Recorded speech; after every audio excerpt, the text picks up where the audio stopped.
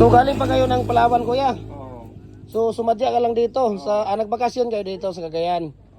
Hiraw lang ako. Oh, para makita ka, milyon-milyon yung mga followers natin. Hindi, nagbakasyon lang ko eh.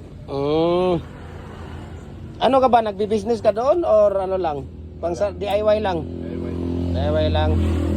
Ayan, hanap ka dyan. Mayroon kang ano dyan. Anong pangalan mo, kuya? Long. Long. Ako po. Ako po. Saan sa inyo sa Palawan? Ako, bahala ko pa naman pupunta ng Palawan magbakasyon kahit isang linggo. Marami doon. May ano. Maraming ano kayo doon, di ba? Daming puntahan doon sa Palawan. Ayan, hahanap ka dyan kung... Alam ko 1.5 lang eh. May mga magandang, ano ba yan, yung pang garden mo lang talaga? Oo.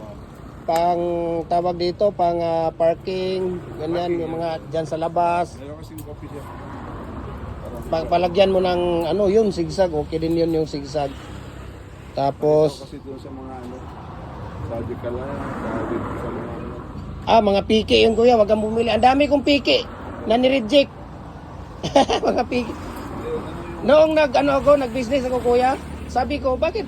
Kasi ang paggawaan dito talaga sa Cagayan de Oro, yung original gumagawa. Pag ikaw ang nag-order doon, abutin ka ng 4 na buwan, 5 sa sobrang dami ng yung order nila. Kaya sabi ko, bakit ako maghihintay doon? Mayroon naman dito sa tabi-tabi. Pero alam mo ba, hollow blocks, molder, decorative, mga bricks, especially sa mga ganyan, ang dami kong nireject. Ang dami doon sa warehouse namin, kuya. Iba talaga ang original na molder. Lalo na pag ka, hindi siya basta-basta napuputol. Iwan ko, kuya, mayroon silang ano dyan talaga. Mayroon silang technique kasi business, ano to nila eh. Family business na to nila. Na ano. Galing ako doon sa kabila. Oo. Doon ginugil ko. Sa... Balulang. Doon ka sa namin. sa atin yun. Nandun yung ate ko, siya ang dito kasi, kuya, ako ang nagdadala dito dahil nandito lahat ng mga concrete products namin. Marami kami ditong tawag dito. Ayan, paggawaan ko dyan sa likod, ayan, paggawaan sa harap. Ito, kuya, niland trip mo lang itong sasakyan mo? Oo. Land trip lang? Labaw. So, galing ka ng Palawan, saan ka? Leyte? Hindi. Tacloban? Derek Davao. Ang Derek Davao ngayon. Berto Davao. Pero barko na lang. Hindi, aeroplano. Nag-aeroplano mo? Hindi, hindi ito.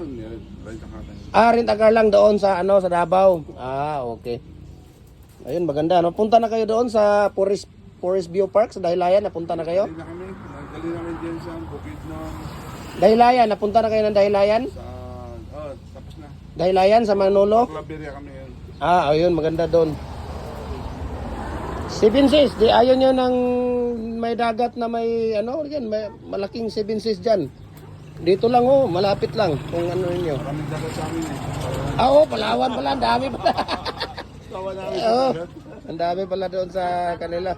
Pero ang dami natin dyan, pili ka lang ng mo dyan na makukuha mo dyan. Kanong last? Pili ka lang dyan Magkano last price mo? tawag dito. Yun, sigsag. Kuya, thank you for coming, kuya. Tapusin ko lang itong video namin. Thank you for coming. Si kuya po ay galing ng Palawan. Pumunta siya dito para maghanap ng mga molders. So, thank you so much for visiting our store. Napunta pa siya doon sa main ko. Marami kasi ang Gym Hardware dito, kuya, sa Cagayan de Oro. Kaya hindi ako hindi ako nagbibigay ng Google Map.